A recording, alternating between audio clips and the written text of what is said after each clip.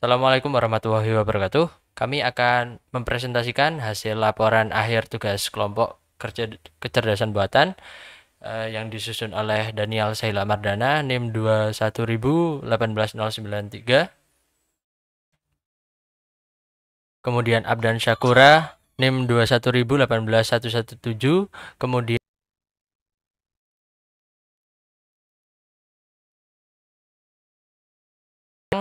yaitu pariwisata merupakan industri yang terus berkembang dengan pesat di seluruh dunia. Terdapat berbagai destinasi dan objek wisata yang beragam, sehingga menentukan objek wisata yang tepat sesuai dengan preferensi pengguna menjadi tugas yang menantang.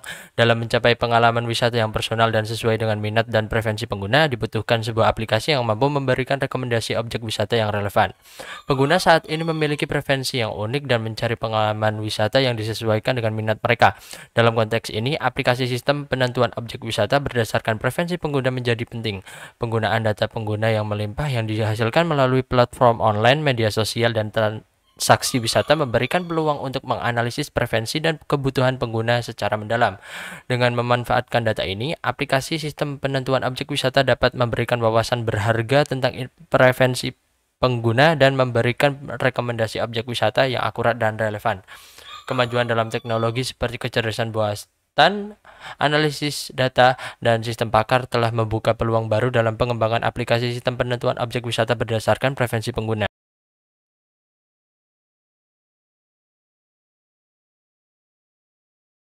Lebih akurat dan personal.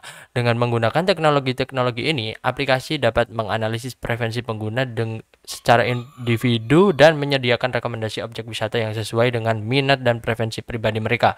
Dalam pengembangan aplikasi sistem penentuan objek wisata berdasarkan preferensi pengguna dapat diselesaikan dengan menggunakan bahasa pemrograman Python. Beberapa pustaka yang dapat digunakan antara lain NumPy untuk komputasi numerik, Pandas untuk analisis data tabular, scikit-learn untuk pembelajaran mesin, TensorFlow dan keras untuk deep learning, NLTK untuk pemrosesan bahasa alami, dan Flash atau Django sebagai kerangka kerja pengembangan aplikasi web. Pustaka-pustaka ini memberikan dukungan yang penting dalam mengolah dan data pengguna, membangun model preferensi, menganalisis ulasan dan umpan balik pengguna, serta mengembangkan antarmuka pengguna interaktif. Dengan memanfaatkan pustaka-pustaka ini, aplikasi dapat memberikan rekomendasi objek wisata yang sesuai dengan preferensi pengguna dengan lebih efisien dan akurat. Untuk menciptakan antarmuka yang menarik pada aplikasi sistem penentuan objek wisata berdasarkan preferensi pengguna, kombinasi bahasa pemrograman HTML, CSS, dan JavaScript digunakan. Antarmuka ini akan memungkinkan pengguna untuk memberikan masukan atau preferensi mereka seperti jenis objek wisata yang diminati atau mode transportasi yang sedang digunakan. Sistem kemudian akan memproses masukan tersebut dan merekomendasikan objek-objek wisata yang sesuai. Tujuan utama dari pengembangan aplikasi sistem penentuan objek wisata berdasarkan preferensi pengguna adalah untuk meningkatkan pengalaman wisatawan. Dengan menggunakan aplikasi ini, pengguna dapat mendapatkan rekomendasi objek wisata yang sesuai dengan preferensi mereka, meningkatkan tingkat kepuasan pengguna, dan memastikan pengalaman wisata yang sesuai dengan minat dan kebutuhan pribadi mereka. Basis pengetahuan dalam aplikasi rekomendasi objek wisata berdasarkan preferensi pengguna melibatkan cara-cara untuk mengorganisasi dan mewakili informasi yang relevan dengan preferensi pengguna. Berikut adalah beberapa aspek basis pengetahuan yang terlibat dalam proyek tersebut. Yang pertama ada basis data objek wisata, yang kedua ada model preferensi pengguna, yang ketiga ada data wisatawan, yang keempat ada kriteria relevansi dan pemilihan, yang kelima ada data transportasi, dan yang terakhir ada ulasan dan rating dari pengguna. Basis pengetahuan dalam proyek aplikasi rekomendasi objek wisata berdasarkan preferensi pengguna berperan penting dalam mengelola dan menganalisis informasi terkait objek wisata, sarana transportasi, preferensi pengguna, dan ulasan pengguna. Basis pengetahuan ini memungkinkan sistem untuk memahami dan mengolah data yang relevan guna memberikan rekomendasi objek wisata yang sesuai dengan preferensi pengguna. Selanjutnya, konsep teori. Sistem pengambilan keputusan atau SPK dapat dikategorikan sebagai jenis sistem pakar. Sistem keputusan adalah jenis sistem yang dirancang untuk membantu pengambilan keputusan dalam situasi yang kompleks atau ambigu. Sistem pakar, di sisi lain, adalah jenis sistem yang meniru pengetahuan dan keterampilan seseorang, pakar manusia dalam suatu bidang tertentu. Sistem pakar menggunakan pengetahuan yang eksplisit dan aturan yang terdefinisi dengan baik untuk pengambilan keputusan atau memberikan rekomendasi. Sistem pengambilan keputusan dapat memanfaatkan teknik kecerdasan buatan dan metode analisis data untuk memodelkan pengetahuan dan aturan dalam pengambilan keputusan. SPK dapat menggunakan pendekatan berbasis pengetahuan seperti metode berbasis aturan dan inferensi logika untuk menghasilkan rekomendasi atau solusi dalam situasi yang kompleks. Konsep teori yang digunakan adalah representasi fitur, yang kedua rekomendasi teori, yang ketiga adalah evaluasi sistem rekomendasi. Tahapan pembuatan aplikasi. 1. Ada analisis kebutuhan. Di dalamnya ada identifikasi tujuan dan lingkup aplikasi, termasuk fitur dan fungsionalitas yang diinginkan. Selanjutnya pahami kebutuhan pengguna, preferensi wisata, dan data yang perlu dikumpulkan untuk memberikan rekomendasi yang relevan. 2. Ada pengumpulan data, desain dan bangun sistem untuk mengumpulkan data pengguna seperti preferensi wisata, minat, dan preferensi lainnya. Selanjutnya ada kumpulkan juga data tentang objek wisata, termasuk deskripsi, foto, ulasan pengguna sebelumnya, dan informasi terkait lainnya. 3. Ada perancangan basis pengetahuan. Buat struktur dan format basis pengetahuan yang mencakup data pengguna, data objek wisata, informasi lokasi, penilaian pengguna, dan metode rekomendasi.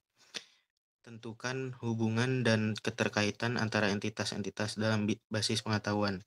Yang keempat ada pengembangan antarmuka pengguna. Desain antarmuka pengguna yang intuitif, menarik, dan mudah digunakan. Selanjutnya ada buat halaman atau fitur untuk mengumpulkan preferensi pengguna dan menampilkan rekomendasi objek wisata. Yang kelima ada pengembangan algoritma rekomendasi. Pilih metode rekomendasi yang sesuai dengan kebutuhan aplikasi, seperti representasi semantik. Selanjutnya ada implementasikan algoritma dan lakukan pengujian untuk memastikan kualitas dan akurasi rekomendasi yang dihasilkan.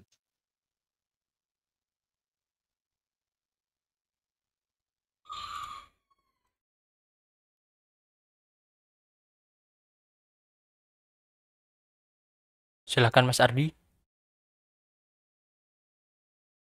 Kemudian adalah hasil dan pembahasan mengenai desain prototipe. Untuk halaman yang pertama adalah landing page. Tampilan awal ini merupakan tampilan yang pertama kali dilihat oleh user saat membuka aplikasi, menggunakan komposisi warna biru dan ungu pada tema prototipe yang dibuat. Di bagian kiri atas terdapat nama aplikasi beserta slogan. Kemudian di bagian bawah tengah terdapat penjelasan mengenai fungsional aplikasi tersebut. Kemudian pada bagian bawahnya terdapat tombol untuk membuat akun. Selanjutnya user diarahkan pada halaman pembuatan akun. Pada halaman pembuatan akun ini, user akan memasukkan nama, email, dan password. Pada kolom password terdapat fungsi hide untuk menyamarkan teks yang dituliskan user agar tidak terlihat.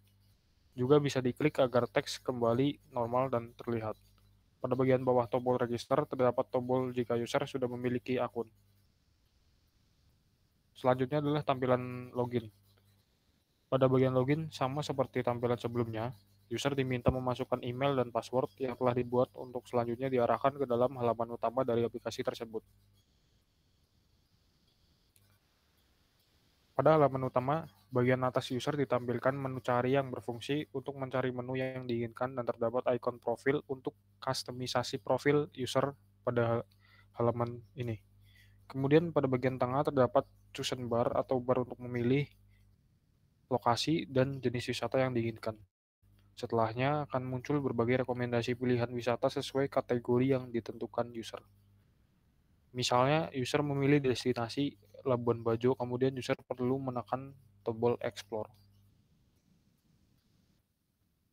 Selanjutnya, pada tampilan halaman Explore akan ditampilkan rincian dari destinasi wisata tersebut mulai dari rating.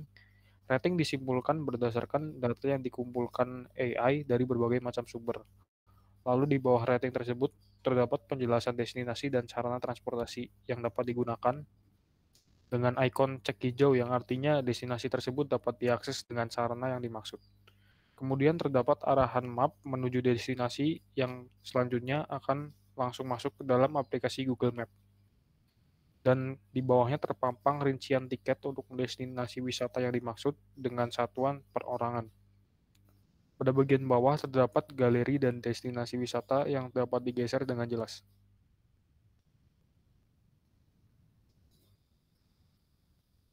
Kemudian adalah desain alur sistem. Pada desain alur sistem ini diawali dengan pengguna, kemudian masuk ke antarmuka aplikasi atau sistem. Selanjutnya setelah antarmuka adalah ke register dan login, kemudian memasukkan input pengguna yang berisi kolom email, nama, dan sebagainya. Lalu data tersebut masuk ke dalam knowledge base. Kemudian dari knowledge base akan melanjutkan ke pengetahuan pakar rekomendasi yang berdasarkan fakta. Kemudian setelah pengetahuan pakar masuk ke kalkulasi pilihan. Setelah kalkulasi pilihan akan keluar output sistem berupa interface. Selanjutnya adalah metode atau algoritma yang digunakan. Metode yang digunakan adalah representasi semantik yang berguna untuk mengidentifikasi tempat wisata berdasarkan motif dan pilihan wisatawannya. Model representasi semantik juga dapat menganalisa sarana yang digunakan pengunjung dan menghasilkan representasi terkait destinasi wisata yang akan direkomendasikan kepada wisatawan tersebut. Kesimpulan, dengan memanfaatkan basis pengetahuan yang baik dalam aplikasi rekomendasi objek wisata, pengguna dapat menerima rekomendasi yang sesuai, personal, dan memenuhi preferensi mereka. Sementara objek wisata juga mendapatkan lebih banyak gambaran dan kunjungan dari pengguna yang berpotensi. Selanjutnya ada saran, pastikan aplikasi dapat mengumpulkan data pengguna dengan baik, termasuk preferensi wisata, minat, dan preferensi lainnya. Dapatkan feedback dari pengguna secara teratur untuk memperbarui dan memperbaiki data tersebut. Yang kedua ada pastikan basis data objek wisata terus diperbarui dengan informasi terbaru tentang objek wisata, termasuk ulusan pengguna, acara khusus, dan perubahan kondisi lokal. Kerjasama dengan pihak terkait seperti lembaga pariwisata lokal dan komunitas wisatawan dapat membantu memperoleh informasi yang akurat dan terkini. Yang ketiga, fokus pada pengalaman pengguna yang baik dengan antarmuka yang intuitif, navigasi yang mudah, dan rekomendasi yang sesuai. Berikan opsi untuk pengguna memberikan ulasan dan penilaian, sehingga informasi tersebut dapat terintegrasi ke dalam basis pengetahuan dan meningkatkan kualitas rekomendasi. Pastikan aplikasi menjaga kerahasiaan dan pengguna dan mematuhi peraturan perlindungan data yang berlaku. Berikan transparansi tentang pengguna data dan berikan kontrol kepada pengguna untuk mengelola privasi mereka. Yang kelima, aplikasi rekomendasi objek wisata harus selalu dikembangkan dan ditingkatkan. Dapatkan feedback dari pengguna secara berkala, memantau terus tren wisata terkini, dan selalu mencari cara untuk meningkatkan kualitas rekomendasi seperti pengalaman pengguna secara menyeluruh. Sekian presentasi hasil laporan tugas akhir kecerdasan buatan dari kelompok kami. Apabila ada kekurangannya, kami mohon maaf. Wassalamualaikum warahmatullahi wabarakatuh.